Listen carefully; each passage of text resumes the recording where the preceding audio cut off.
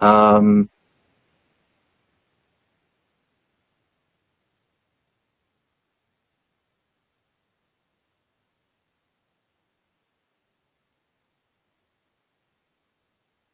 Okay, Kevin?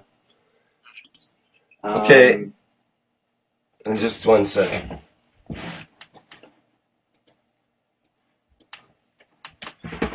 Okay, welcome everybody to the 7th Kids Knowledge Seekers Workshop. I'm Rick Crammond. I'm the co-host here with Kevin Devani, who we'll hear from shortly here.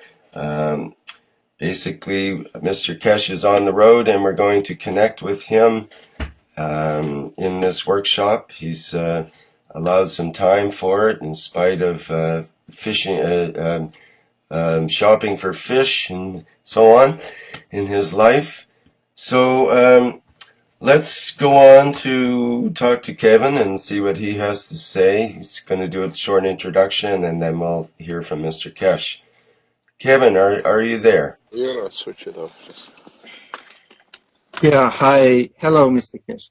Thank you, Rick, for this introduction again. Mr. Kesh, as you know, last time my question took the whole workshop time. Sorry about that. But it was really, really fascinating. I want to leave it up actually to others also to, you know, ask the questions, but related maybe to other aspects of what is, I mean, there's probably no field or nothing that, you know, is not being touched actually, you know. So, you know, Rasmin, a friend of mine in Stuttgart in Germany, asked, his question would be about ADHD, the so-called, you know, attention deficit hyperactive syndrome and autism, and it's been, you know, rising in kids. So maybe I thought you could enlighten us a little bit on, because you always emphasize the emotional part of the brain with Dr. Kostova. What is it? What does it look like? I mean, why do such disharmonies and diseases, so-called diseases, arise from a plasmatic magnetic gravitational field strength view, as you would say? Thank you very much, Mr. Kesh. First of all, as usual, we say hello to you wherever you are on this planet and beyond. We don't know when you're going to listen to the next program from which part of this universe. In so many ways, what you call ADHD or attention deficiency is not an attention deficiency, it's a kingship. This kingship comes because nowadays parents have time and the children have been told by the parents on a regular basis, because the parents are busy with other part of their life, like going to work from 5 o'clock in the morning till 10 o'clock at night type thing, how much they love them. So, and how much they are valued. Because we don't have the time when the parents had to share time with children.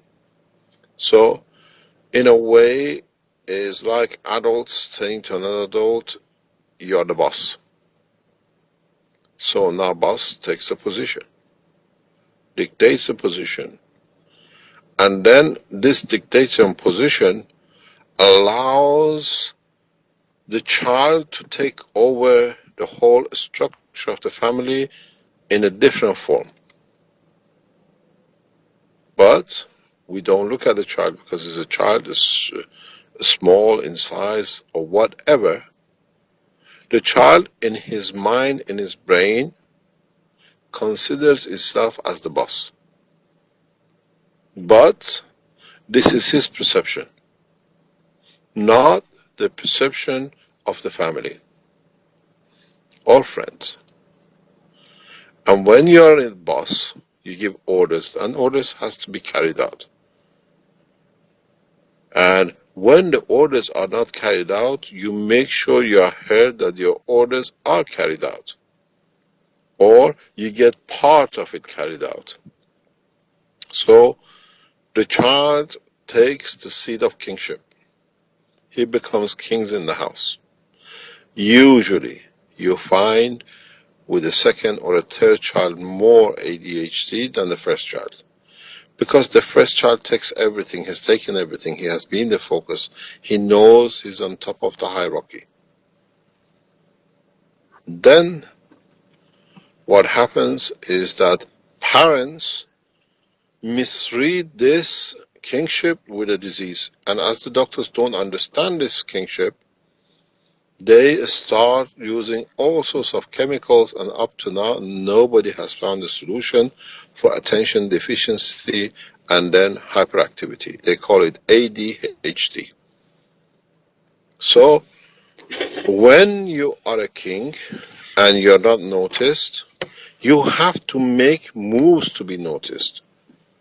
When you are the head of a nation and you give orders and nobody listens, so you send your army or you send your soldiers to disturb, to beat up, and to do all sorts of things that their action brings attention to the top man who ordered it. This happens with the children in these families. And that's why we see so much ADHD. Parents compensate their work, which they are too busy to bring what they call money home for the children to live, with incorrect evaluation and giving credit or justifying their hard work to their children. And usually the first one takes it because it's my right, so I'm used to it. The second one sees it as a weakness in the family, so he uses this weakness. When you're a king and your order is not carried out, or you want attention, you make sure attention is paid to, what do? You continuously make different orders to keep people their attention to you. Kick a bucket, throw something up, jog off the wall, because they have to continuously watch what the king does. In a way, ADHD is a clown in the classroom, is a clown in the house. And when he realizes in the house he's managed to get the attention and what he wants, then he carries it out in the society. So the attention, why we see the rise in AD, attention deficiency, is not attention. Attention deficiency does not exist. Position of kingship does. So we compensate for our own work to bring prosperity and a better life to our children. And in some families, the children misread this position. So usually what we see, ADHD starts in most of, or in some of the cases, with illnesses. So the child who's the second and third does not get so much attention, becoming sick, gets all the attention of the family. So now he realizes, I am the center point. So what we call, he takes the seat of kingship. Then, once he sees this pattern, and he goes home, for example, from the hospital, he's still looking, look, I can be the top guy on top of my brother or sister who's older. So he finds a way to get attention. But he cannot be sick to go back to the hospital again. So now it comes with behavior of problem, what we call it. But it's not behavior. It's just that he's continuously going from one point to another to keep your attention to himself. And this going from one point to another, it looks as if he's hyperactive. He's not hyperactive. He's just continuously banging, kicking, blowing, jumping, whatever. So he has your attention continuously. So ADHD is not a disease. But this behavior carries into very old ages. I'll give you an example, because Elia and Armin and Marco were present, which this happened about 2 weeks ago. About 2 weeks ago, we were going out for a dinner together in where we live, and I stopped to put money in the meter, and by the meter I heard some people speaking English, so we started talking. Then the guy said he's a professor in psychology, so we said, if you like, you can join us for dinner. And the guy who was with him as a translator immediately asked, where are you from? Because they saw our number plates and everything else, and we started talking, and he said, who are you? I said, who I am. And the guy said, I know you, the translator. He's Italian. He says, I know about you, I know you. So we came because he knew who we were. We invited them for dinner. We sat around the table, and then we invited them the next day to understand the psychological problems in a space. So he came to the center. We had about 2-3 hours together. And immediately when he sat on the table, he started insulting. I didn't say anything, and then we ignored it, and he got angry 3 times. We didn't say anything. And then we invited him to show him the process we use. And in him trying to, again, being the center of attention, we couldn't be, even he's a professor in psychology, he said, if your technology works, can you maybe help to explain to me something? I said, what is the problem? He said, something private you can tell me. I said, what is your problem? Or what is the thing you want to know? He said, sometimes when I give lecture, I have to cough. And he turned around to the translator and says, you've seen it, that it happens. The guy says, yes, yes. He says, why do I get a cough? Can you help me to stop the cough? I asked him a single question. I said, do you know your audience when you give lecture? He says, no. I said, you subconsciously watch that you don't have the attention of all your people which are in the lecture. They paid whatever money to come to your lecture. This for you is unacceptable because you have to be the center of attention. You are highly AD, attention deficiency. So by coughing, because you can't accept it, you try to get attention. And the guy literally collapsed. Arvon is laughing because we were all there when it happened. Huh? Yeah? And Marco started laughing the same. This attention deficiency to be, the guy is in his 60s, 50s, was still carried on. And immediately the 3 people who came with him, and they saw the whole thing, he literally, instead of being the professor at head walking, he became the back guy in the row. He literally lost his position as to be the professor in lecturing psychology. Because he knew I put my finger exactly where his problem was and why he became insultive and what he did. So once you get into the habit of having attention deficiency, will not go unless you understand that you are a normal, ordinary member of the whole human race. Then the seat of kingship, or what you call AD, attention deficiency, does not exist. This is a new terminology because doctors cannot find process of what they call cure. There is no cure for somebody who you have made the director of the company, and then he's releasing orders and nobody listens to it, or some of it do, and he makes him to sack people to do anything to get his way.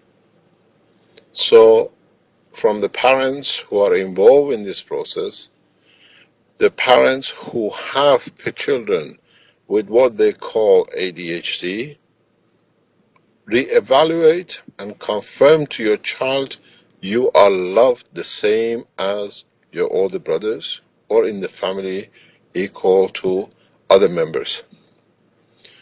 And explain to the child that we understand what you do. Because when I turned around to the professor, I started bashing things on the table in the lab, throwing things, and he panicked. I said, you see, now because you don't get attention, this is what you do. You have to do things. You have to cough. You have to throw things, or you have to get angry to get attention. So the consequence of attention deficiency, which is I'm the boss, you don't give the boss, he creates Saddam Hussein, does anything to get the attention of the other world leaders. That's what we do as parents, being so involved in materialistic world, in trying to bring comfort our children misread our love and care with a position of control. This is one of the problems of the new world of being busy to make lives end meet, and in turn, we do it. Some ADHDs, then you go to the hospitals. They give you all Ritalin. They give you all sorts of medication. They give you all sorts. What do they give to Dr. Elia for ADHD? Ritalin, isn't it? They do. Yeah. So what is Ritalin? Ritalin is used for the heart condition, for what do you call it? For Neuroleptic. yeah, for what you call thinning the blood sometimes. It's a rat poison. Mm-hmm. So the child becomes a rat and the doctor gives him the poison and it doesn't work. This is what we know and what we have created in a new order of life by us being busy and getting abused.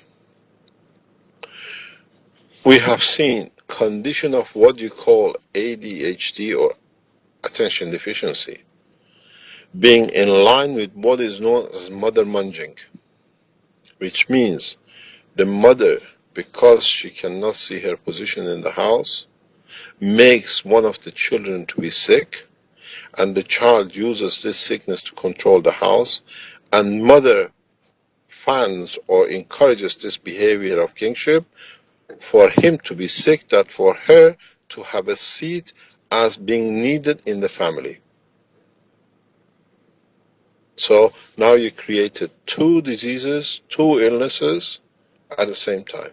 One, the child being diagnosed as the ADHD, which actually the mother launches, mother nourishes it once it's discovered.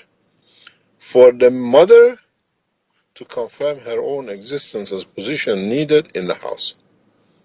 Read on the internet, mother munging. And these two you find in the same house at the same time. The child is not actually sick, but once the mother sees by the child being sick, there is a need for her to be as a member of the family. So now you have two ADHDs in the same house, the child and the mother. And this process can even happen to the grandmothers who look after the child. Then there is a need for them to exist, to be needed in the house. So when you have these conditions in the families, as what you call ADD or ADHD, this is not a disease. This is a kingship. The same kind of process happens when people have diseases which ends them up in a wheelchair. A lot of people say, I want to get out of the wheelchair. But in reality, if you put them in what we call the truth system, you find out they don't want to get out of the wheelchair. Because when they're in the wheelchair, they're pushed around, people give them a space, they're taken around, and the wheelchair becomes the king's seat. A lot of people have problem with me when I discuss this. Who wants to be in a wheelchair? You go into the psychology of the person. Accidental wheelchairs and diseases which end up with paralysis are different. But a lot of people, when there is nobody, they walk. And when there are people, they're in the wheelchair. We have records of this in our research. So a lot of problem, a lot of diseases comes out of need to be confirmed, to be needed, need to be confirmed I exist, need to confirm I have something to say. There is a very big difference between ADHD and hyperactivity. Some hyperactivities come through the release of high-value energy, hydrogen, through the carbon release development in the new coloring in the food. We understand the full process. that is biochemical, it's got nothing to do, but because carbon is used to create a constant color, when the carbon is used in conjunction with drinks which has a water in it, it allows the rapid change of the release of the energy of hydrogen as a plasma with the carbon. And then that energy has to be consumed or be used, and that use become by rapid movement and all sorts. Color allergy exists, but you have to find out with the parents that allergy which color carbon has been used, or if natural colors have been used in the food products. Part of which is unknown to the world of science is when the parents use the new materials which are used for dyeing the clothing. When you buy the new dye generation which have put in, especially in polyester, this coloring then is released slowly when the child wears clothes. And then it creates release of energy which leads to absorption of too much energy in a way that it leads to what you call activities which are not clothes. When your child is hyperactive, just don't look at the food. Look at the clothing. Look at the way the clothing in conjunction with the food brings to the child. Natural wool, natural materials like linen and cotton don't have, because they only absorb the colors which they can carry in the natural structure. But when you have polyester and anything to do with the chemical new materials, they have a capacity to carry energy within the color range because it's all connected to the carbon. This I have explained in other workshops too. So you have to understand what is ADD, what is ADHD. ADD and ADHD does not exist. But hyperactivity due to the new, because all the colors more or less at the moment which you see in the food and clothing are created out of the carbon which comes from the coal from the mine. If you go and study, 90% of the coloring which is used in the West, it comes through that process, and that process is a carbon, because of the color spectrum, carries different energies. Because if you understand the structure of, now we understand the position of the GANs and the play which the carbon does in the structure of the amino acid as a GANs, it creates a condition of the conformation of transfer of the information, and in those cases of energy to the body and through the food too. So when you speak about attention deficiency, as we see the rising so much, is to tell parents there is no such a disease. It's a king of kingship. You want to give your seat to your child, then that's it. You find the child has no attention deficiency. Now he rules the house. You become the servant. And then when you look at the ADHD or attention deficiency, look at the position of the mother in respect to the house. Then you find out the two are most of the time linked, because the mother needs the child to be sick to get attention, and the child uses the sickness to control the house through attention, creating false attentions.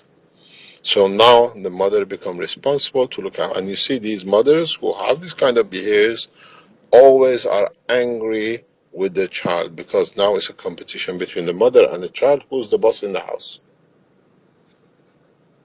And then the problem starts. So this is how things goes on. And this is what you call ADHD. And for me, doing a research in this for a long time, it's very clear that there is no disease called ADD. Attention deficiency does not exist. It is whenever whoever says attention says, would you like the seat of the kingship in the house? I have volunteers which the parents bring to me, and when I say in front of the child what the position is, they just cry and cry because they know their hand is opened. And after 2 or 3 months, the parents come and say, we found the way, they know what it is. Now she finds new ways to get attention. And then because now they know what the position is, the child literally loses all control. We have even seen ADD to the position that the child creates epileptic attacks because she needs to be confirmed, because she uses so much energy to get attention that the brain goes in a cycle and gets attention. It goes into an overload, and then it leads to the point of epileptic attacks. Because one of the problems is that the parents do not explain and put their children on the table and say, we love you all equal. We do the same thing equal. One parent takes one child to be loved because he can do, and another parent takes another child to be loved. Now the child is fighting because he wants the dad to love him, and the other one wants the mom to love him. So now the problem starts. ADD is a family problem. It has to be sorted with an open mind, with the family, sitting and discussing and putting on the table with the children. The time you spend trying to get our attention and to be the king is the time which is lost as a family to be together. And once the child learns this position, will never let go. It's very hard. No Ritalin, no psychological medicine, no psychotherapy has ever solved the ADD and will never solve it. Because, as we say in the Space Technology Cash Foundation, we're going to the root of the problem. And this is the root of the problem. There is no need for medication. The attention deficiency and what you say, the hyperactivity, comes because I need attention, so I give orders. You don't look, I bash the table, then you look after me. You notice me. The next second, I'm planning the next job, the next job. So you find, to our research, attention deficiency people are 3 steps ahead of the next act. They already planned the next one, where they're going to get attention, and then the next one, how they're going to get attention, and the next one, how they're going to get attention. So you don't watch once, you have to be ahead of what they are thinking. And when you block it with them telling there is no seat of kingship, one of the best ways to stop ADD is to cut the pocket money. You want attention, there is no money that you have the attention. So your attention is taken from, now you have to attend to what we say. Attention deficiency is, you're not getting the toy because of you are not the king, we decide. You see, you're not the decision maker. When this behavior of you trying to be the boss stops, then you get, because we are all equal. Because you create a huge problem in the houses when there is such a problem.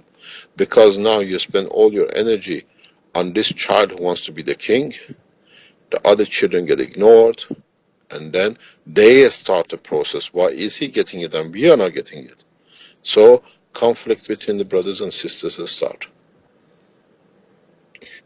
Can I ask you something, Mr. Keshin? Yes. So autism is a similar process, I guess. It's a craving for. Is it another expression or?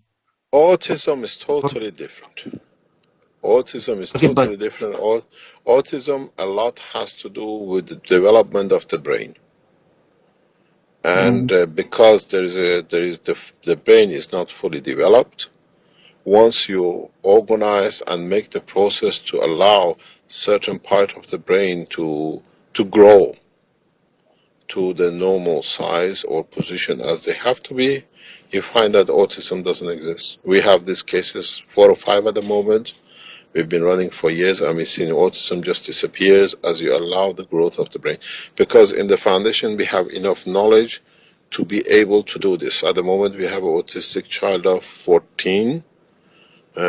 The child was brought us by the family and the doctors when he was 13, and he was the mental age of 2 to 3. And in 1 year, we have managed to bring him to the age of 6 to 7. Because you have allowed the brain to grow in the level, and then they start doing it's, as I think I explained this before, the parents are over the moon that for the first time he can make a sentence at the age of 14. Because at the age of 2 he couldn't make a sentence, he was not able to.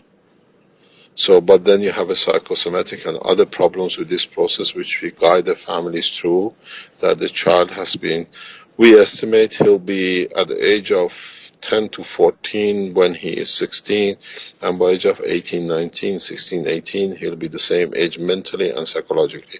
But it's a very difficult time for the parents, because now in 2 or 3 years they have to do 10 years job, and the child has already been rejected by the peers because of his behavior.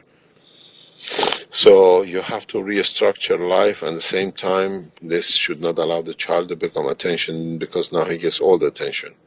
I consult very closely with the families in this position. We've done about 6, 7, and all been very successful. And when you open the hand, autism has nothing to do with ADD. It's totally, one is a physical subgrowth of the brain, and the other one is not a disease, it's just a kingship which we feed for the conformation of existence. I see. Mm-hmm. We handle a lot of these cases. It's ADD, I don't accept ADD, not even as a volunteer, as a patient, because as a, what do we call it, they want to be volunteers, because I explain to them, we don't need to say, we give you this and this changes and changes. I explain to the parents, there is no need for such a thing for you to donate any money to the foundation, because this is what you have to sort out. And you find that a lot of children, when their hands opens up in front of the family, they get a very bad backlash from the family, because they realize how much he's abused the love of the family for him to be, or her to be, the boss. And then the crisis starts with the person. And then you find that in 1 year, 2 years' time, she becomes normal, because she realizes nothing is less. And we had a case of girl of 13, 14 with this, very heavy, and the parents very rich. They were too busy making a living, and they brought the child. The father said, I'll pay you anything this weekend. We've been everywhere. I saw the girl in front of me, between the two parents. And I explained, and she cried, I'm not like this.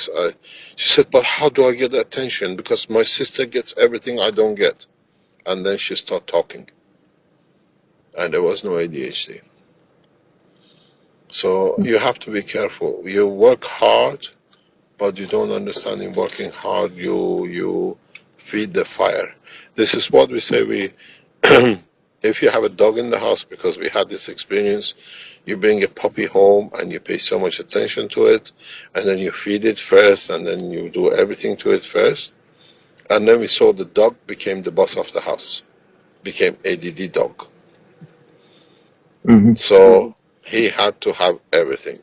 And his attention was very nice, because he could look at you, he shows his teeth that I'm boss, but he knew he was so tiny. So he reverses back himself all the way till his backside could touch the leg of Caroline. Then he knew, I'm sitting next to us, I'm the boss. And all the barking and the rest started. Even the animals understand this process of ADD, let alone the children. It's how close you be to the top, or how you get the attention of everybody, you become the top. You see this behavior in offices, people who disturb office meetings or in presentations when you attend.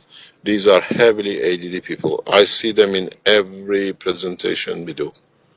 They're always there, 1 or 2, because they bring the behavior of the home into the meetings and into companies. You find they're continuously disturbing. Somebody in the company has to get hold of them and say, listen, this is what it is, this is your problem. Here there is only one boss, and if it doesn't suit you, you can move on. And then you find out they sit, and every few weeks you remind them till it goes away.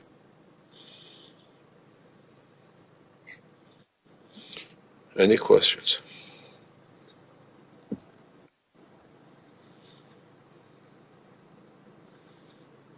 I believe Rasmin asked on the chat forum, Mr. Kesh, can you say something about autism is connected or could be connected to parasite worms? No, this is all rubbish. Autism is, as far as I understand, let's say we explain the position from our point of view, from our research. We have seen autistic children who could not do anything, and in 12 months, they go on their own for swimming, they go 2 or 3 kilometers walking to go to a sport, and they grow slowly into their age. The younger you start the process of the development of the brain, the less you create problem in the long term, because then you have a shorter time to catch up. And I've had a child of coming to us in February, actually in November, 2 or 3 years ago, in November, and by February he used to go to mentally handicapped children, the school. I said to the parents, by September he'll be ready to be a normal child. The mother cried, says, this is impossible. He's this age and he's like so much. I said, because he's very young, he'll be done. And in September, in July, he sat for entrance school to go to a normal school, and he passed it, and he went to the proper school the following year. Because in 1 year, more than a year, we could manage to bring the process of the growth, because in that case, it was much easier to do. And now he's a normal child as far as we know. There is no problems. But they create other problems for them with the medicine they give them. So half of the problem becomes sorting out the problem doctors have created with the medication, which was not needed originally. Autism comes from part of the brain which is responsible for coordination. The coordination is not there, so the child only does what limited is available to it. And we call it autism. If the knowledge which is within the foundation we can do, that we allow the brains to cross. We started one autism case yesterday in North America. It came through Arman, and we immediately responded because we can do. The girl is very young, is 7 years old, with the age of 2 years gap with the autistic. They couldn't find a solution, and within 6 months, 12 months, she will be a normal girl. Because we don't refuse autism cases. If it's confirmed by the doctors there is a deficiency in the brain growth, which shows itself, sometimes autism and mental disability comes through the lack of oxygen at birth. These all now the knowledge is in the foundation to be eradicated. I accept them with the open arm more than a man who's got a cancer. Because a young life has a whole life to go through if it's not sorted. A man who's 70, 80 has a cancer, I still respect his life, but the effort needs to be put into it. It can be done in so many ways to do other things with. So any autistic case we do not refuse, we accept immediately, because I have children myself, and I know this, every parent dreams to have a good child or a perfect child. And if by accident of the nature there has been a hiccup or a misorder somewhere, we accept immediately. And we always ask doctors to supervise. The autism case which we're running now is supervised by 2 or 3 doctors, and we are all seeing the development. The teachers even in the school see the change.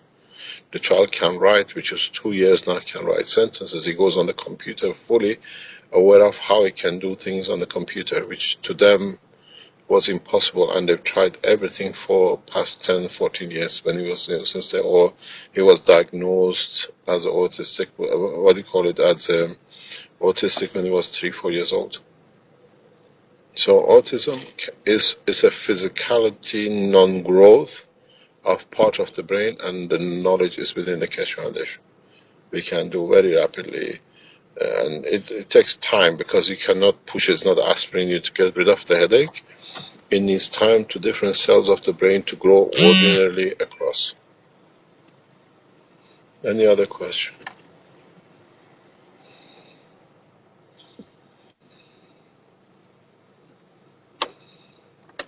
Mr. Cash, one more question. There is, you always hear that, or is it just a cliche, or I don't know, it's just a neurological anomaly within the autistic children. Some of them are supposed to be, some kind of geniuses calculating stuff that, normal layman people could not. Is that, could you explain it also from a plasmatic point of view, or magnetic gravitational field? I mean, what kind of interaction has this thing? No, what happened, we noticed this as well. We understand some are. What happens, because the physicality part of the brain has not grown, the emotional and the knowledgeable part does its operation normally. So because they're not using, because the connection is not there, the tissues are not there to do the normal job, they become good, or they understand what they cannot transmit, but then they become limited or order. So they get connected to the specific part of the brain which is good at certain things, or is responsible for certain things. Then you use it, it's like when you do the multiplication even more and more, that part of the brain automatically goes for it because it becomes ingrained in it. So they become connected or use the part of brain which is nearest to the part of the shortage of the development. The habit of the autistic people gives us a very good indication which part of the brain we have to work on, because autism partially can be seen in the blood structure because they are internally angry because they know their capability but they cannot show. But on the other hand, you don't see it as inflammation, but you see it as disorder in the blood value and other things in what we call in the blood structure. So you see the response, they are very aware, they are fully aware, but because that part is not there, they are considered as backwards. But they are backwards only in response physical part of one part of the brain. And you can grow it and they just become beautiful. They are geniuses because now energy is used in one topic which they have the connection with. And they can repeat things, they become photographic because now they don't use a part, now they can use the memory picture photographic. I used to have a friend in university time who was this way. We could tell him what was it, he could say page blah blah, such a line, there is this sentence regarding the reactors. He's a nuclear engineer, he's one of the top world nuclear engineers at the moment in one of the world leading countries. But he has what we call photographic memories going to it. And he could tell you the page and the line where it was. He's a good friend of mine. I've got a lot of respect for him. But I always told him he was amazing in these things. And the autistic go the same way. Just for understanding, Mr. Cash, because when you talk about magnetic gravitational field, what kind of role does that play? I mean, can one say if this capability is used only in a very specific part of the brain, that the field strengths are greater or lower? Or no, it's just the part of the brain is not developed. Because the process of the brain development has specific steps. And for example, let's say one day when the child was such an age in the womb of the mother, there was a shortage of, let's say, calcium in certain place. The brain has not had enough calcium or did not have enough material for that specific structure, has missed it. It's very much like when you play Lego. If you don't own a piece, but you can leave a gap in there, then you can build the rest of the block. But you see the gap. It's literally the same way. But now what we have the capability to do is to build and that brick which is missing. The rest works perfect. And because of that, the pressure goes on the bricks on the side to cover where the brick is missing. You know, sometimes you make a Lego piece and you lost a piece or you're missing one or two pieces, but then you go around it to modify a little bit. This is what happens in autism. Autism is a physical missing of production, and we know how to build these bricks which are missing. We have a full knowledge, and our success with autism is 100% up to now. Well, Can I accept thank you for enlightening. anytime. Anytime Keshe Foundation will be accepted, because, as I said, it's a young life and it's got a whole 50, 60 years. Why should they go through a painful life when it's just something happened by mistake and doesn't happen? If you have an autistic child, we accept it with open arm. We have a donation value for it. I don't know if it's on the website or not. But if you write to the Health of Keshe Foundation, Dr. Elia will accept it immediately. You meet the demands of what we're asking for. Our doors are open for this trial. And we collaborate. We have to collaborate between Dr. Elia and the child's doctor, because wherever you are in the world, they have to monitor it, because they change day by day. You see them day by day, and they just become normal children. Thank you truly, for this information, because I work with clients who are, a lot of them are so-called autistic. So that's good to know, actually. Thank you for that. Yeah. We accept. If you send them all, the only problem is if you give us all your patients, if you are a good doctor, then you will have no patients left. I'm not a doctor of medicine. No, but autism is not a problem. It's not a problem for the foundation. All right. Thank you very much. Okay. Any other questions, or we had long enough with this today? I was going to say that we're up to over 45 minutes now. We like to keep these workshops to under 40 minutes. Sure. So thank you so much, Mr. Keshe, for taking time out from your busy day there today and making time for this workshop. You're welcome. You're welcome. We will arrive probably 3, 4 o'clock in the morning, and by 8 o'clock we'll be back on the line for the teachings, for the workshops. Okay. You might have sleepy people on the table, but we'll still be there. Right on. Okay. Thanks very much. Speak to you in a few hours' time. Yeah. Bye-bye. Thank you so much, Mr. Keshe. Bye for now. Bye-bye. Good time. Bye-bye. Okay. Thank you, Rick.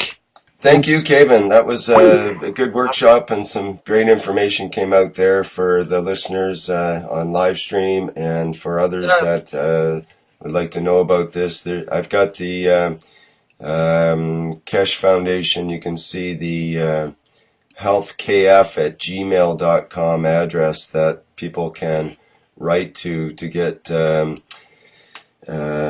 their health information in and find out what's involved as far as if getting their autistic kids into that program and so on. Yeah, and I can't wait, until real, kids with ages, starting with 8, 9, 10, up to a teenager or whatever, or older people who still, have those curious questions that they might have had, when they were a kid. So, go for it. Thank you very much, Rick. Okay, thank you too, Cayman. And yeah, we're in this children's workshop. We would like to hear from more children, questions that could be asked on the Skype call, or even just written into. What's the address again there, Kevin, for the children's email address? Yeah, very simple. It's childrenkf@gmail.com. Childrenkf for Keshe Foundation @gmail.com. Right. So it's similar to the Health KF that you see up on the screen. It's just childrenkf@gmail.com. People can write questions in there, or ask to be on the Skype call and so on. We can't put people actually on the Skype call because of security things that are happening, but they can be on the GoToMeeting, which can access the Skype call. Okay, thanks to Vince for helping with GoToMeeting duties and so on.